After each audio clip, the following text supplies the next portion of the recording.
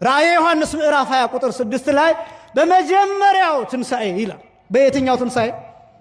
በየትኛው ትንሣኤ? በመጀመሪያው ትንሣኤ ይላል። በመጀመሪያው ትንሣኤ እድል ያለው ንዑድና ክቡር ነው ይላል። ይሄ ብቻ ነው የሚጠቅመው። ይሄን የተነሳ ሰው ብቻ ነው ያኛውን ትንሣኤ የብርሃን ትንሣኤ መነሳት የሚችለው።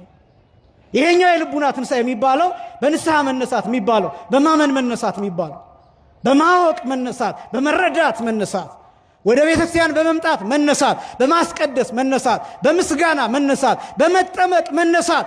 እንዳውም የቤተ ክርስቲያን ትምህርት ጠቅላላ ፍጻሜው ትንሣኤ ነው። ትንሣኤ ሃይማኖት ነው። ሃይማኖት ነው ትንሣኤ።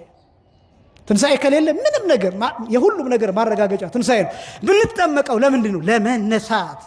ምን አይነት ትንሣኤ? የክብር ትንሣኤ። ለመነሳት የክብር ትንሣኤ፣ ወደ መንግሥተ ሰማያት የሚያስገባ ትንሣኤ፣ ወደ ዘላለም ሕይወት የሚቀላቅል ትንሣኤ፣ ከመላእክት ጋር አንድ የሚያደርግ ትንሣኤ፣ ከነ አቡነ ተክለ ሃይማኖት ጋር አንድ የሚያደርግ ትንሣኤ። ትንሣኤ ማለት ሰውነት በሙሉ ብርሃን የሚሆንበት ትንሣኤ ነው። በጣም አስደናቂ ነው። ትራንስፎርሜሽን ነው ትንሣኤ። መለወጥ ነው ወይም ኢንላይትመንት ነው ትንሣኤ የሚባለው። ብሩህነት ነው። ብሩህነት ነው።